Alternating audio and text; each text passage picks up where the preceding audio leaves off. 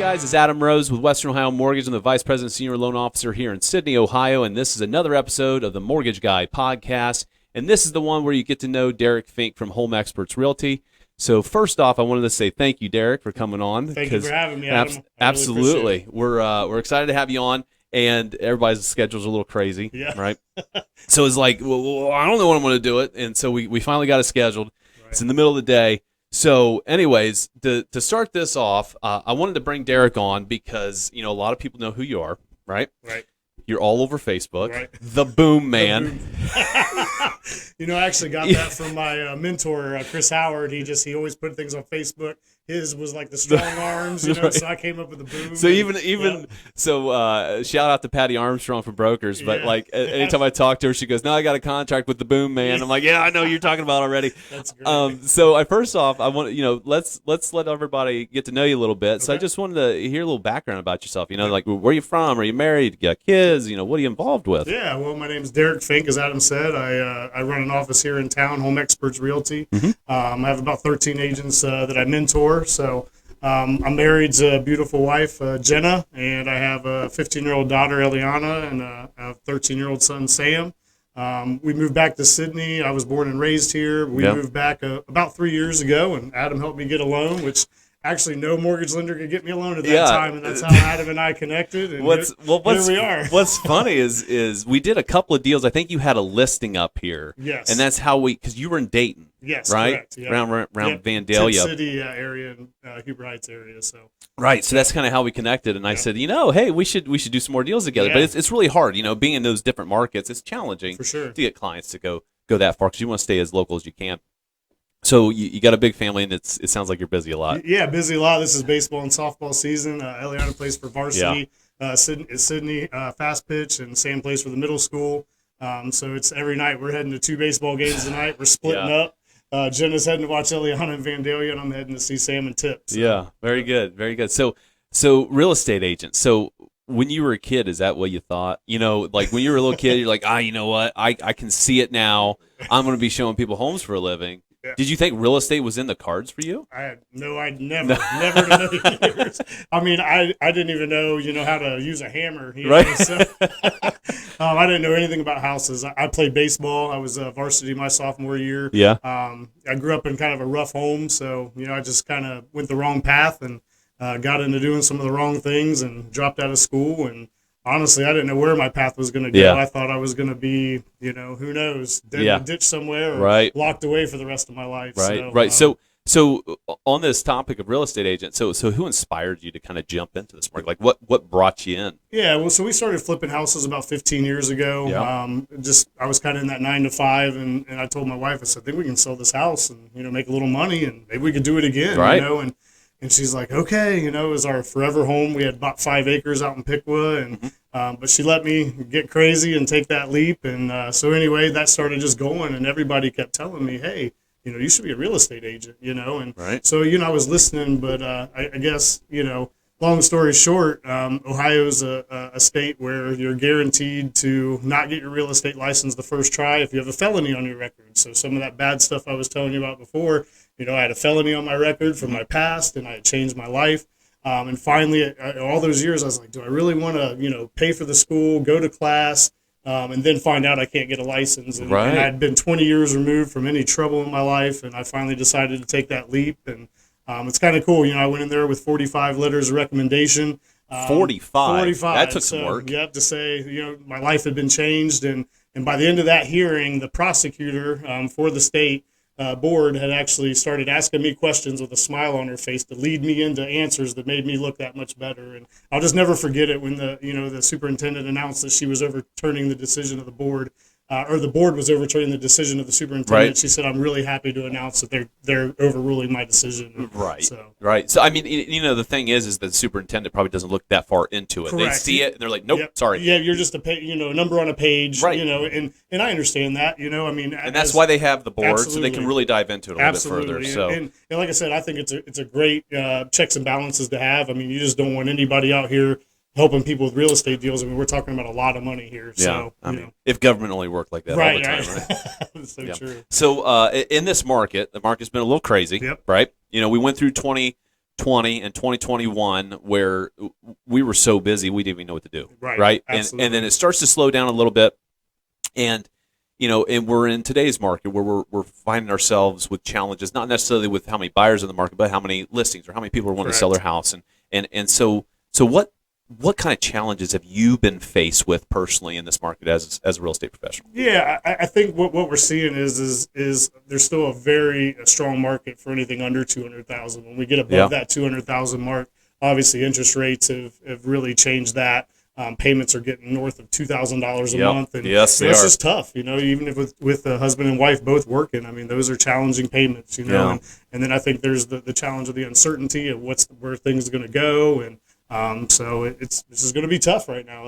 I mean, we no have way to sugarcoat it, unfortunately. Right. I mean, we have so many buyers. Yes. I mean, there are a ton, and a lot of people talk about, well, there's going to be a crash. No, there's not, because we just have a natural supply and demand issue, right? Absolutely. I don't think that the rates have impacted a person's want to purchase the house as much as one would think, right? And now it's going to impact what the sellers want to do, right? Because some of those sellers might have been in those houses for the last 5-10 years, and they refinanced in 2020, 2021. They got these 2.5s and stuff, and so that's a challenge. It really is. So we're going to be faced with that for a little while, and we're really hoping that these. Okay, I keep doing this crystal ball thing, right? So I'm not going to go down this road. So here's the next question I'm going to ask you, and it might come back up again. So, where do you see us in 6 months? Where do you see this market in 6 months? Because I feel like Shelby County's pretty resilient. From the jobs front and all that stuff. Absolutely. So what do you think? Yeah, so first off, I get asked that question obviously all the time in my business, and first thing I always say, it's funny you said crystal ball. I said I don't have a crystal ball. And anybody that tells you they does are lying to you. Yeah, that's right. That's right. I remember last year, they said that rates were going to, about this time, they said rates were going to tick up, and we'd probably hit about 4.5% by the end of the year. But we all know how that worked out. We blew past that. Yes. So that shows you what the experts know. Correct. It moved very fast. Correct. So, but with that said, going back to eventually everyone's going to settle back in and realize that buying is still better than renting. If you need to move for family purposes, I have a client that I'm currently working with, and they're at a 2.75 interest rate, and it is, and they're like, it hurts to leave, but they're like, we want to be back around our kids. And finally, you realize what's more important to me, my family or my money. And you realize, it's worth a couple $100 extra a month to make a payment, so I can be where I want to be versus, okay, I'm saving some money, but I'm driving an hour and a half to see my kids. Right. And I've alluded to this on past videos. I've talked to clients about it. Rates are starting to slip a little bit. Right. I don't ever quote rates on here because I don't want to put a bunch of terms out there. Each person's a little different. You're probably all this stuff. But they really are. And in the month of May, the new consumer price index will be coming out, and we have some pretty strong feelings based off historical data and what we're seeing, that may be the start of the slide. That'd be nice. We hope, right? And the mortgage banker's projection by the end of the year, again, we know how that went before, right? But the MBA is expecting by the end of the year that we might be hovering around that low to mid fives range. Let's hope. I really think that's the sweet spot for our industry. I really do. I think that's normal, right? Absolutely. I mean, we got so spoiled for 2 years that everybody's like, 4%. Oh my God, that's crazy, right? That's amazing. What are you talking about? You can't do anything at 4%. So if we get back into that normal market, I feel like it's going to spur some listings. I really do. And the other thing that's hurting us is the amount of new construction that's going on is much, much lower than where it should be. Absolutely. And it's been like that for years. It has been. So, it has been. And it really got bad during COVID because the cost of construction, the cost of skilled labor, and the supply chain issues and all this stuff. And they were the Builders Association is talking about how they're barely staying afloat because they're just they just can't do it because the costs are too high. I mean, I saw some remodels and new construction costing $300 a square foot. Yeah, it's crazy. That's nuts, right? So we got to bring that puppy down. So. Just a little tidbit there. Anyways, moving on to the next piece. So you're staying busy, right? And business is picking up for us pretty good. What I mean, if assuming you're not sharing any trade secrets, of course. Right. But what do you attribute your success to? Because I see you on Facebook constantly. There's always new listing, in contract, boom this, boom Right. that. It's everywhere, man. So, so what are you doing? Like, Yeah. what are you doing differently? What are you, Mm-hmm. the activity levels? Is it just being visual on social media and Right. people know who you are? You know, what Yeah. what is it? So I really felt like when I was going to do this thing, I said I wanted to transcend the way real estate was done. I've had agents in the past where, I was flipping houses for 15 years and I'd call them on Monday. Hey, this new house just hit the Right. market. Mhm. I need to be in there ASAP. Well, I might have some time on Thursday to show you. That doesn't work. It does not work. And so I just said I was going to be different. I'm going to be that guy that answers the phone. I'm going to be the guy that, if it's 11 o'clock at night and you need me, I always say we're not selling shoes and T-shirts here. We're selling, things that it's the most money that most people will ever spend in their life. Correct. And so emotions are high.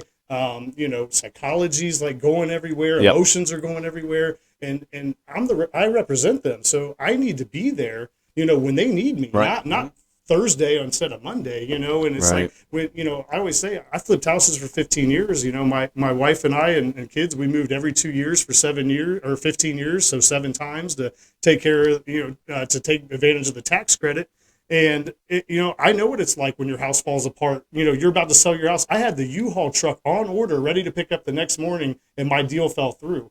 So I know what that's like. Yeah. I'm not just telling my clients, oh, man, I feel bad for you. So I'm sorry this sorry. has happened. I've lived that. So I can enter into that emotion with them and say, hey, I am sorry. Like, I know this hurts. Right, I know absolutely. this is hard.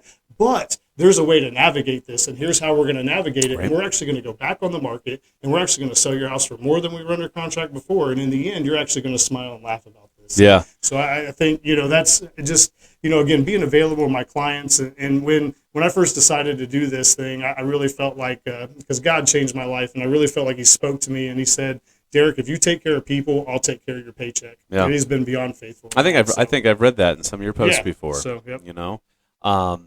I'm glad you brought up the word U-Haul. Yeah. Okay, so Where are we going with this? so we had, I don't remember who the agents were. It was about 3 or 4 years ago. Yeah. The deal was not closed yet. Okay. I had the buyers. So the buyers showed up to property with a U-Haul truck with all their stuff. We're a week out. Right. How do you handle that conversation? I hope I never have to. That doesn't sound like a fun It was one at terrible. all. So I'm sorry. You said U-Haul. I'm like, there it went. Yeah, I'm like, yeah. I remember this one. So I don't Yeah. remember who had that. Yeah. But It interesting. actually sounds familiar. I'm not sure who, but I feel like I've heard that story Yeah, before. yeah, so- that's happened. I think it was my client. So, anyways, trying to get through this. So, you're very busy, and you talked about God a lot and how it changed your life, Yeah. and you have a family. So, I have a feeling I already have the answer to this question, but because this industry is very challenging. Right. It really is, because not every deal is the same. Correct. Right? Everyone's different. As a lender, not every deal is the Oh, same. absolutely. As a realtor, not every deal is the same. The buyers are different. The way they communicate is different. What they're thinking, are they lying to you? Are they being honest? Are Right. they, their emotions Absolutely. are high. The property's different. I mean, everything is always different. Yeah. Okay. And so we go through some ups and downs and some challenges as the representation of the buyers, right? And you have the sellers. Yep. What keeps you going? Like, what's your why? My why is my family. Right. That's Absolutely. why I am the Yeah. breadwinner. My wife stays at home because we have Correct. 2 special needs children, Mhm. and she runs the show at home. Yeah. And so it's my job to make sure she can continue to do that. Absolutely. That's my why. Yeah, yeah.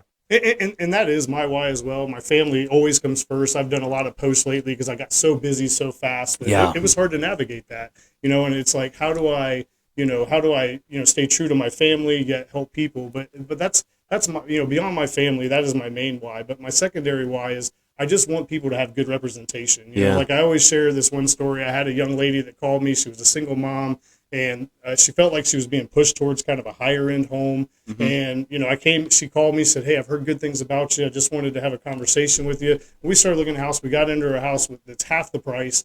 And you know what? She like messages me here and there and just thanks me, like, wow, thanks for getting me into that house that I could afford. My house payment is cheaper than all my friends' rent that I work with. And it's just, that's why, because I know, and there's a lot of great agents in this industry, don't get me wrong. And I I just know that it's hard. It's, psychologically to look out for the other person over yourself. It's easy in the middle of a crazy deal, like you talk about all these emotions and everything's crazy and everything's different. Man, it's easy to look and be like, well, if I just said this or if I just said that, this could really work out in my favor. Right. But when push comes to shove, am I going to do that, or am I going to be the man that has some integrity and character and says, you know what, no, that's not what's best for you. Right. I've talked myself out of a few listings here lately because it just didn't make financial sense for them to leave the interest rate they had to go to another one. But then I've also talked through some other people where, you know what, it might not make financial sense, but it makes sense according to the way you're living your life. Right. Maybe emotionally and be like, I need this. Exactly. I need to get out of this house. Maybe I need to get closer to a job or closer to family. And I feel like I'm very good at navigating that. Right. And help them, lead them towards making their own decision, but they know that I have their best interests in mind and not my own. So. Yep. I actually have video evidence of me kind of talking about this same thing. So when I was at the TMC conference in San Diego a couple of weeks ago, Joe, I just call him Joe from Social Coach, right? He runs a social media platform, and I was on his podcast, and I just sent out some YouTube shorts on it. Yeah. And he was just talking about, how are you doing your business? Why do you do what you do? How do you become a top producer? And I was just honest. It's like, listen, I give people facts. It's really what I do. Absolutely. I'm empathetic to their situation. Correct. I understand their situation, and I'm going to tell them and give them their best options. Right. And if they want to roll with it, fantastic. I think this is a great decision. Right. If they don't want to go with me or go a different way, okay. Hey, hopefully the information I gave you, you made the right decision. Yeah. And I make them decide, right? I don't sell them. Absolutely. I just give them the options. They make the decision. They come back, right? Yeah, I think that's huge. I think, and that's why we do business together. Yeah, because we see eye to eye on that, And I mean, you're always, I send out 3 lenders to every Correct. every Yes, person, but absolutely. I mean, you're the top of the list that whole time, you know, and not because I'm getting anything, it's because I know you're going to take care of my customer the way or client the way that I would take care of my client. Yeah, I try to take care of people the way I would want to be spoken to. Yep. Right. I don't want to be sold. I hate that. Right. There's nothing worse than that. Right. All right, so that's going to kind of conclude our topics. Now, there is one last little thing here. Right. Okay. Gotta stretch up, loosen up. You said I need to be prepared for this. I hope you remember. Do you have a crazy ass real estate story or something? What do you got? What do you got for me? So anyway, I mean, I have a lot of crazy stories, but that way I don't throw anybody else under the bus because I know everybody's going to watch. Let's keep names out of this thing. I'm going to stick. I hope everybody watches it. Okay, we need some more subscribers. So I'm going to tell a story about myself. So I literally had just got my license. I'm getting started. Mm-hmm. I'm thinking I'm just going to rock this thing. Everybody's been telling me for years, Derek, you're going to rock this thing. And my first client was my sister and my brother-in-law, and they have a house they want to see, and it's a foreclosure. And I'm pumped because I had just worked at Orkin, and I was I remember that. Yeah, yes. I was an inspector for them, so I was in the crawl spaces and attics, and going back to how I'm going to transcend real estate, right? So I think I'm going to be an inspector and a real estate agent all in one, So anyway, so I'm in this house, and man, we're looking around, and I'm like, pointing things out, and then we're up in the attic, and I'm pointing things out. Well, I'm used to being in the attic all by myself. I'm not used to having a conversation and moving my hands. Well, next thing you know, I'm talking to him, and I turn around, and boom, I fall down, and my foot goes through the ceiling. So there I am, laying on the ground in the attic. My foot's dangling. I hear my sister's like, "What's going on?" It wasn't Clark Griswold or anything on Christmas Vacation where you land on the top bunk. So thank goodness, that so it was a foreclosure, thank goodness. So I didn't fall through and land in somebody's living room, and so it was just in the garage. Okay. So I called the agent, it's like the call of shame, and I'm just like, I'm showing this how I put my foot through the ceiling. She's like, well, it's just a foreclosure and it's bank owned. She's like, maybe we won't say nothing. I'm like, okay, sounds good. You should have been like, excuse me, did you know you had a hole in the ceiling of the garage? I know, right? We can't buy this place. There's no way. If you're going to treat it like this. She's like, well, they're probably going to remodel it anyway. But then, so the story doesn't end there. I wish it did. But so then I get all the way back to the house, and I'm kind of like, oh man, I hope I'm cut out for this stuff, right? Like, what am I doing, And so I'm sitting there, and I see the other agents calling me back, and I'm like, I wonder what this is. And she's like, do you have the keys by any chance? And I'm like, oh my gosh, yeah, they're right in my pocket. She's like, yeah, the next showings they're trying to show it and they can't get in the house. So here I put my foot through the ceiling. I'd stolen the keys, and I'm just like, saving this for Lord, later. am I supposed to be doing this? Like, what is wrong with me? And I call my mentor at the time, Chris, and he's just like, Derek, you are not an inspector. you are a real estate agent. He said, I never want to catch you in an attic again. So I haven't been in another attic. That's good advice. Stay out of the crawl space with the spiders. So, that's someone else's job. Yeah, I just shine the light down for him now. So very good. Well, very good. That's a good story, actually. A clean story. I was afraid of what we might get into here because I'll tell you, get crazy. Matt Anderson had a story. I had to cut it out, and we might do a whole story series because of. I'm like, I don't know if I can put this on here. So I don't know what YouTube's policies are. Right. So thank you again, Derek, for coming on. I really appreciate your time. And guys, that's going to be it for us this week. Remember, when you're watching the video, click it, like it, share it with your friends, and subscribe on YouTube. Check us out on Spotify and Apple Podcasts, and we will see you guys next week.